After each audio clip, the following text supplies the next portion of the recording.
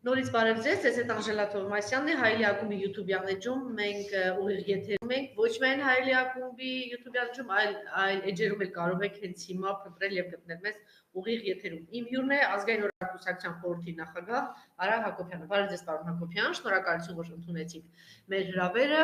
Մեր բոլորի ուշադրությունը կենտրոնացած է վաղվա հանրահավաքին, նախատեսվում է մեծ, ինչ որ իմաստով աննախադեպ հանրահավաք, ինչ նպատակով, ինչ օրակարգով, ինչ անելիքով, ինչ ասելիքով, քանի որ դուք հիմա ճիշտ է ասում են 17 կուսակցություն ենք ասում, 17 կուսակցություն ենք ասում, բայց վաղուց արդեն այն ընդլայնվել է, հա, փրկության շարժում է, իբրև փրկության շարժում է ձևավորվել, բայց այն արել դուք ձեն առաջին կուսակցություններից եք եղել, որ միացել եք այս պայքարին։ Խնդրեմ, ինչ է սպասում իջարկում վաղվա սպասելիք հանրահավաքում։ Տեսեք, վաղվա հանրահավաքը երկար ժամանակ նախապատրաստվում է փաստորեն եւ ակնկալիքները մեծ են այն իմաստով, որ կարծում ենք մասնակցությունը ժողովրդի մեծ կլինի, որովհետեւ ժամանակ ունեցավ ժողովուրդը որոշակիորեն հասկանալ, թե ինչ իրավիճակում ենք մենք գտնվում, ժամանակ ունեցավ որոշակիորեն սքի եւ վշտի մտքերով ապրելով հանդերձ հասկանալ, որ պետքա դրա դեմ առնել, որովհետեւ դա շարունակություն չունենա, ժամանակ ունեցավ հասկանալ, որ զիջումները, որ մենք ունեցանք եւ կորուստները, որ մենք ունեցանք Արցախյան երրորդ պատերազմում, դա միայն Արցախին եւ Լեռնային Ղարաբաղին չէր վերաբերվում, այլ վերաբերվում է նաեւ ուղիղ Հայաստանի Հանրապետությանը եւ կորուստները եւ տարածքային եւ մարդկային շարունակվում են, ժամանակ ունեցավ հասկանալու, որ ինքնիշխանությունը, որ մենք կորցրեցինք Արցախի նկատմամբ, այդ ինքնիշխանության կորուստը ինքնիշխանությունը վտանգված է, կորուստը առարկայական է դառնում նաև Հայաստանի Հանրապետության համատեքստում եւ այդ ամբողջը մենք կարծում ենք կբերի նրան, որ վաղը կլինի ընդվզման լուրջ, այսինքն սթափվելու, իմի բերելու, հա, սթափվելու, իմի բերելու եւ լուծումները տեսնելու։ Եվ լուծումները տեսնելու։ Եվ ի վերջո լուծումները որոնք են հաճախ հարց առաջանում, բայց ինչ գործողություններ պետք է անենք։ Ոչ թե հաճախ, անվերջ, առաջին, այսինքն երրորդ հանրահավաքից հետո այլևս հանրությունը սպասում է գործողությունների։ Դե տեսեք, այդ գործողությունները այն ներողություն, ես նորեն այդ հարցը տվեցի, այն ինչ որ ասում են գնանք հրապարակ պիտի իրենք խոսեն ներկայացնել, մենք դրա մասին գիտենք, Նիկոլ Դավաճանն է հանձնել է, շարունակում է հանձնել, գուցե համագործակցել է եւ այլն եւ այլն, մենք դրա մասին գիտենք, այլևս չենք ուզում դրա մասին լսել կամ չգիտեմ, ուզում ենք լսել, բայց համենայնդեպս այդ տեղը չի, մենք ուզում ենք գործողություններ, սահմանադրական է թե հակասահմանադրական է, այն ամենայն ես համաձայն եմ մտքի հետ, որ այլևս ասված է փաստորեն ամեն ինչ մեր ռազմաքաղաքական վերնախավի վերաբերյալ, հա, այս պատերազմում եւ միջ պատերազմական եւ հետպատերազմական ամբողջ փուլում նրանց պահվածքի եւ նրանց հակապետական եւ ապազգային նպատակների վերաբերյալ եւ նորից կենտրոնանալ դրա վրա, ես կարծում եմ արդեն այդքան իմաստալից չի։ Առաջնային խնդիրը թե ինչ պետք է անել։ Եվ երբ որ խոսում ենք ինչ պետք է անել, այստեղ անպայման ակնկալում են, որ հանդիմությունը տարբեր ձևաչափերով, այդ թվում 17-ի կամ շարժման ձևաչափով ինքնաանելու կամ ինքնաառաջարկներ անելու։ Այո, առաջարկներ հանդիմությունը կարող անել, բայց անել առանձին հանդիմությունը որպես կառույց չի կարող, եթե դրան չի մասնակցում ամեն առանձին մտահոգ եւ մեր երկրի ապագայով տարված եւ դրա համար պայքարող քաղաքացին։ Պայքարող հայը, պայքարող հայությունը ընդհանուր առմամբ, բայց մասնակցությունը հարգելիներս, հայրենակիցներ, մասնակցությունը անհրաժեշտ է։ Ցանկացած ձևաչափ, անդիմադիր ձևաչափ չի կարող հասնել արդյունքի, չի կարող լինել արդյունավետ, եթե հայրենակիցը մեր, եթե հայությունը չի մասնակցում այդ շարժմանը, չի մասնակցում այդ պայքարին։ Այդ պայքարը անդիմության համար չի։ Այդ պայքարը ի վերջո իշխանության համար չի։ Այդ պայքարը ամեն մեկիս ապագայի համար է, Հայաստանի ապագայի համար է, Հայաստանի ինքնիշխանության համար է։ Մենք պետք է դա այդպես ընկալենք, դա պետք է խիստ անձնական դիտարկենք եւ մասնակցություն ունենանք։ Շատ լավ, օրակարգի հետ կապված ինչ որ բաներ ունեք, թե Դե օրակարգի հետ օրակարգը հանրահավաքի ընթացքում համապատասխան առաջարկություններ նախատեսվում է անել, հա, եւ իհարկե կրկնվում եմ այդ իմաստով, իհարկե դա ուղիղ կապվածություն ունի նաեւ այն մասնակցությունից եւ ընդգծման այն չափից, որ մենք ունենանք այդ օգուտը։ Տեսեք, քիչ առաջ այստեղ Արթուր Ղազինյանն է, մեկ Հայաստան կուսակցության նախագահ եւ մենք հրատապ զանգ ստացա, ես ասեմ եւ երեկել ենք այդ զանգը ստացել, որ Չարենցավան քաղաքում Եղեգնաձորում տարբեր մարզերում սկսել են քրեական հետապնդումներ, ակտիվին հրավիրում են ԱԱՑ, պահում են այնտեղ, չգիտեմ, փոշտանգումներ կամ ինչ բաներ, ինչ եք դուք ինչու կարող եք ինչ կարող եք հիմա իրենց ասել, ինչու ոչ նաև իշխանությանը ասել, ինչ կոչով կարող եք դիմել եւ ինչով կարող եք օգտակար լինել։ Տեսեք, երբ որ դուք խոսում եք ակտիվի մասին, ակտիվը նկատի ունեք բնականաբար պայքարի ակտիվ։ Այո, պայքարի Նրանք այն ակտիվ մարդիկ եւ այն կազմակերպությունները եւ այն առաջնորդողները եւ այն առաջնորդողները, այո, որոնք պայքարում են այս իշխանության դեմ։ Այսպես ասեմ, պարոն Հակոբյան, եթե այս վերնախավի քաղաքական է, անտիմադիր պայքարողներ մենք տեսնում ենք, նրանց բոլորին հրավիրում են քրեական գործեր, ԱԱԾ եւ այլն, բաժնի դրանով չեն բավարարում։ Նաեւ մարզերում էլ եւս այդպես սկսել են շատ ակտիվ այն միջին, հա, ակտիվություն ունեցող կամ բանում աչքի քաղաքացիների նկատմամբ եւս։ Դա բնական է, որովհետեւ մենք ապրում ենք այսօր արդեն աներկա կարելի է դրա մասին ասել, ոստիկանապետության ներքո եւ բոլոր իրավապահ մարմինների հնարավորությունները օգտագործվում են, որպեսզի պայքարող տարը մեր հանրության ճնշվի եւ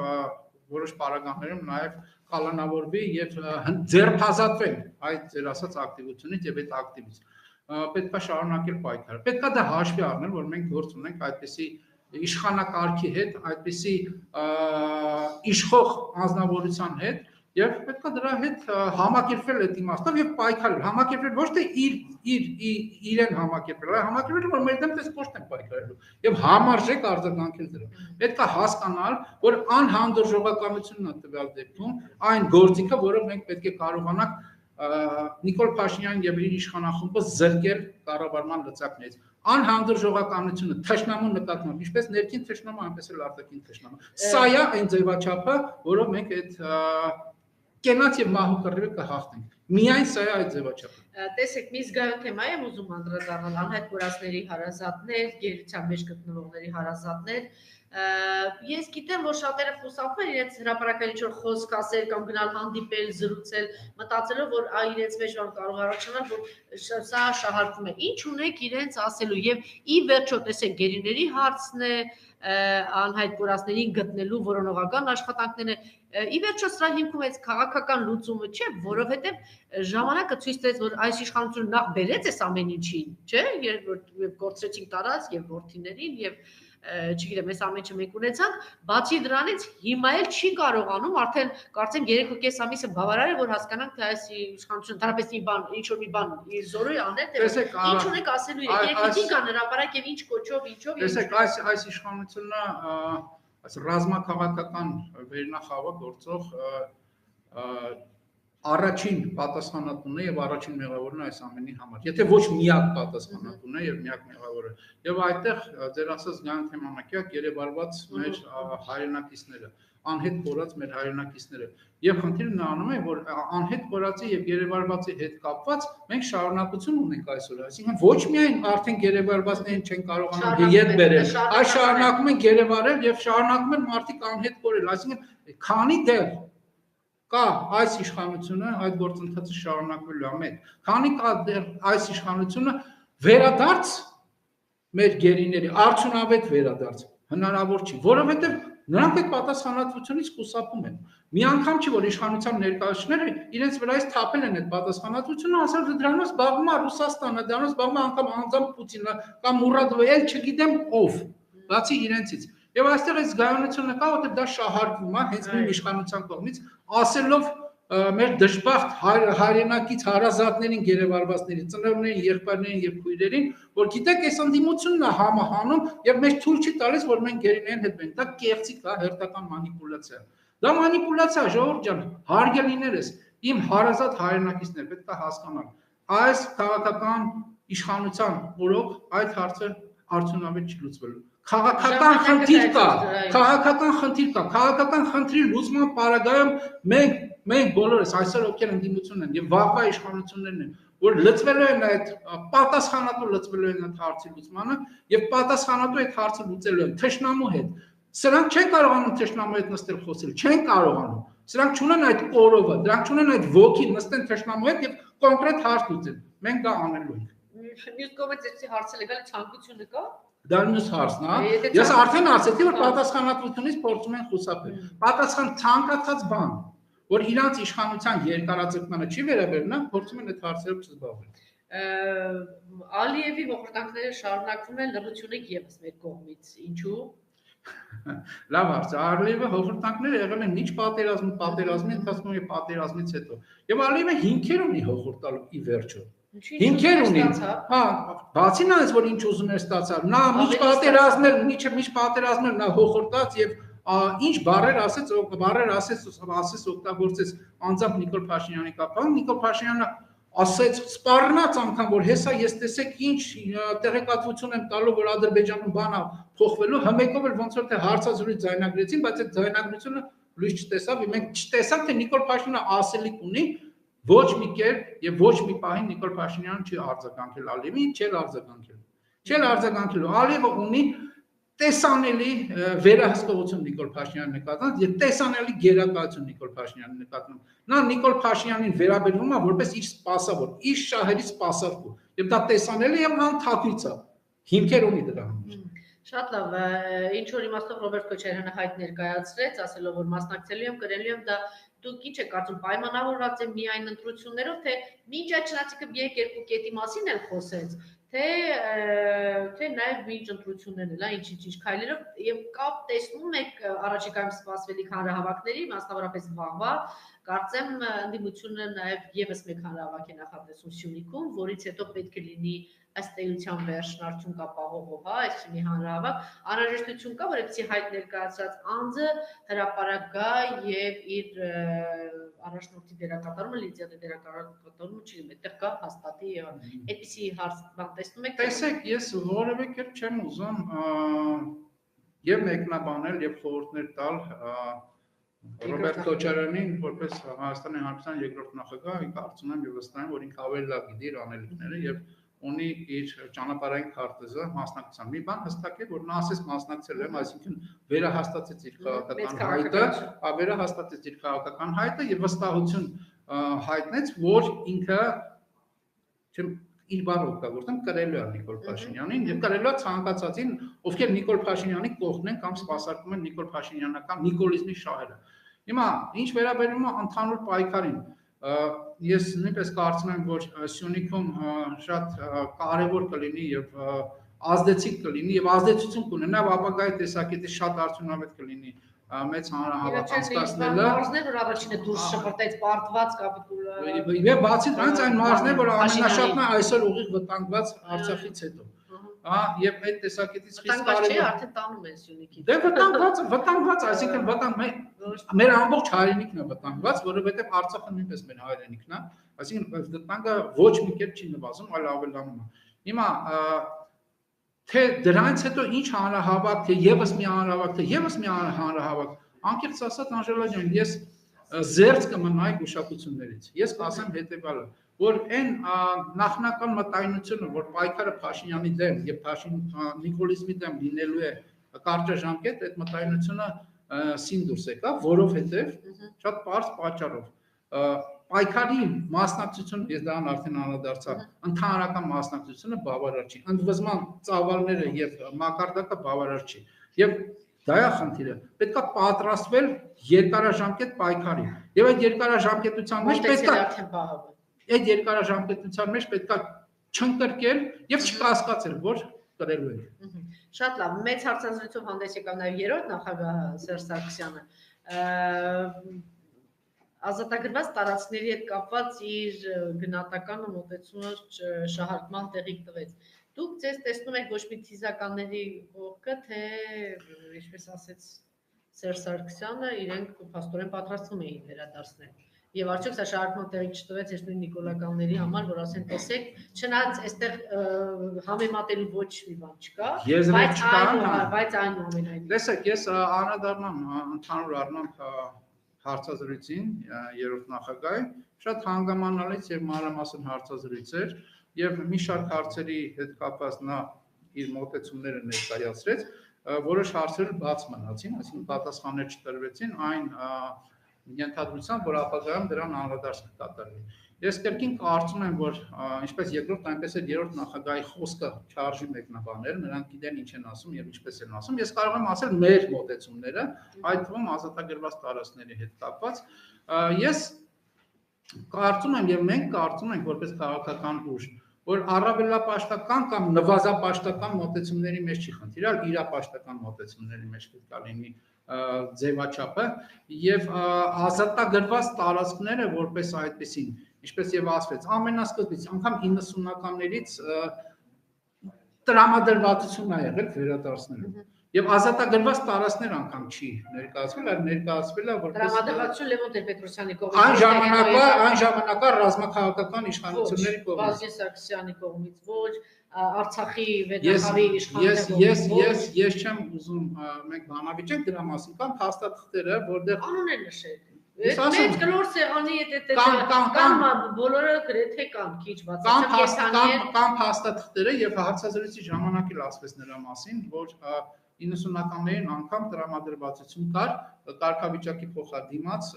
բաների տարածքների վերադարձում։ Չգիտեմ 4-5 Ես ասում 90-ականներ, որտեղ վերջին արդեն մի քիչ հարցայել կերպ է դրված։ Այնպես ինչպես եւ ասվեց։ Հիմա մեր մոտեցումը այդ տեսակետից հետեւյալն է, որ իրապաշտականը այն է, որ ընդհանուր առմամբ բանակցությունները վարելիս, երբ որ դիմացինը կապիտուլյացիա չի ենթարկված, հա, որտեղ տվյալ դեպքում մենք ենք, որ դիմացինը կապիտուլյացիա չի ենթարկված, քո առավելագույն պահանջից միշտ ավելի քիչ է ստանում, որտեղ դա բանակցություններ են։ Եվ երբ որ դու քո առավելագույն պահանջը դնում ես սեղանին, եւ քո առավելագույն ակնկալիքը դնում ես սեղանին, դիմացինը դա արդեն ունի, եւ սկսում է ստանալ, փորձում է ստանալ դրանից ավել։ Եվ այդ տեսակետից մենք կարծում եմ բանակցային այս ընթացքում ունեցանք այն ինչ որ ունեցանք եւ չկարողացանք մեր ռազմական հաղթանակները 90-ականների դիվանագիտորեն եւ պետականորեն փաթեթավորել որպես վերջնական հաղթանակ եւ դա բանակցային այդ թվում դիրքորոշումների մեջ եղած իմ կարծիքով թերացումներ են մենք կարծում ենք որ երբ որ դու ազատագրված տարածքները վերադարձի մոտեցում ես դրսևորում, վերջում ունեմ ես այն ինչ որ ունեցել։ Ոչ միայն վերջում ունեմ ես այն ինչ որ ունեցել, նաև գալիս է ինչ որ մեկը, որ արդեն Շուշին Շուշա է ասում, եւ Շուշան էլ արդեն ներկայացնում է որպես ոչ հայկական կարգավիճակ ունեցող քաղաք։ Շատ լավ։ Եվ տեսեք Գյումրիում ինչ որ բաներ է կազմակերպում։ Ինչ է կարծում Փաշինյանի այս շոուները դեռ իմաստ ունեն, փորձում է ամեն ինչի վրա խաղալ աշխատել։ Ինչի՞ մեծ մարդը չի հրաժարվում։ Թեպետ այս դեպարս է դրանով եկել է իշխանության, չնայած դրանով բերեց երկիրը պետության քարուքան դարեցա, պետությունը այսքան մահեր, կորուստ եւ այլն, բայց մարդը չի հրաժարվում դրանից։ Եվ այլն գյումրեցիների պահվածքը կամ չգիտեմ, ճիշտ է ասել գյումրեցիների թե մի խմբի։ Ես չգիտեմ ովքեր են այնտեղ հավաքում եւ աջակցում Փաշինյանին, դրա մարդիկ են, ովքեր աջակցում են եւ աջակցել են եւ աջակցում են Փաշինյանին։ Հիմա եթե Փաշինյանին մեր մեծերի ձևակերպումներով մենք կարողանում ենք ընդհանուր առմամբ հանրությունը, մենք փորձում ենք հանրությունը տարանջատել նրանց ովքեր ազգային եւ ազգայնական մոտեցումներ ունեն, նրանց ովքեր ապազգային եւ հակապետական մոտեցումներ ունեն, նրանք ովքեր աջակցում են Փաշինյանին, նրանք նույնպես ապազգային եւ հակապետական։ Այսինքն որ ասում է սև ու սպիտակի բաժանը, ակնհայտ է հայ-թուրքի բաժանը։ Անկամ էս ճիշտ այլ։ Նայեք, տեսեք, դրա ձևակերպումը տվել է մեր մեծերից ներքո, ասել է արտաքին թուրք, ներքին թուրք։ Դրան անդրադարձել է այդում Հայկ Ասատրյանը, որը ասել է թուրքացած հայեր, հա։ Այսինքն ձևակերպումները կան, բայց խնդիրը այդքան դա չի, խնդիրը նա է, որ մինչև մենք ներքին, մեր թիկունքի խնդիրը չլուծենք, երբ որ Հայաստանում գերակա կլինի եւ աներկա կլինի ազգայնականությունը եւ հայկականությունը, մենք արտաքին թշնամուից մեր հարցերը չենք կարողանալ լուծել։ Եվ այստեղ նույնպես, ինչպես եւ ասեցի, ցանկացած ապազգայնության եւ հակապետականության նկատմամբ պետք է անհանդուրժողականություն։ Սեթեվեթել չի կարելի։ Չի կարելի ազատության անվան տակ կամ մարդու իրավունքների անվան տակ հանդուրժել ամենաթողությունը։ Չի կարելի հանդուրժել օտարի գործակալներին։ Չի կարելի հանդուրժել այլասերվածությունը եւ սրբապղծությունը։ Չի կարելի դա հանդուրժել։ Այո, մենք տեսանք դրա հետևանքները եւ դրա հետևանքն է, որ մենք ունենք Հայաստանում այս իրավիճակը։ Շատ լավ, վաղը հանրավակն է սպասում, մեծ հանրավակ, ձեր կոչը հանրությանը ձեր աջակիցները կամ ընդհանրապես հայ ժողովրդին։ Խնդրեմ, ինչու պիտի վաղը ժամը 3-ին 15:00-ին քաղաքացին հայ մարդը գա Ազատության հրապարակ, ինչու։ Տեսեք, ես հայ մարդուն, որտեղ հենց հայ մարդուն եւ հայությանը եւ մեր հայրենակիցներին, հայ հայրենակիցներին եւ ոչ թե նրանց, ովքեր միայն բնակվում են Հայաստանում։ Բոլոր նրանց, ովքեր մտահոգ են մեր հայրենիքի ապագայի հետ կապված, բոլոր նրանք, ովքեր մտահոգ են մեր ավանդույթների, սովորույթների հետ կապված, բոլոր նրանք, ովքեր մտահոգ են մեր դավանանքի հետ կապված, մեր ընտանիքների հետ կապված, մեր հայկականության հետ կապված, մեր մշակույթի, մեր լեզվի հետ կապված, բոլոր նրանք, ովքեր դրա համար մտահոգ են, ես առաջարկում եմ, խնդրում եմ, հորդորում եմ, վաղը գալ հանրահավաքի, որովհետև հանրահավաքում մենք բոլորս առանձին վերցրել բոլորս միասին պայքարելու ենք իմ թվարկած արժեքների համար։ Եթե հանրահավաքում կան ուժեր, հանրահավաքում կան մարդիկ, ովքեր ձեր դուրը չեն գալիս, անգամ ովքեր որոնց դուք պատասխանատու եք տեսնում այս ամեն ինչի համար, ոչինչ։ Եկեք հանրահավաքի, մենք լուծենք առաջնային խնդիրը։ Մենք լուծենք եղած իշխանախմբի եւ Նիկոլ Փաշինյանի հեռացման խնդիրը։ Մյուս փուլում ձեր նախասիրություններով, ձեր մոտեցումներով ընտրեք կամ գնացեք նրանց հետևից, ում որ դուք հավանում եք, ում որ դուք վստահում եք, բայց հիմա եկեք միասին, բոլորս միասին փորձենք ազատվել այս արհավիրքից եւ այս չարքից։ Շնորհակալություն, մենք ուղիղ եթերում ենք, իմ հյուրն էր ազգային օրակարգ կուսակցության խորհրդի նախագահ Արա Հակոբյանը։ Շնորհակալություն, պարոն Հակոբյան, խնդրում եմ մնալ մեզ հետ։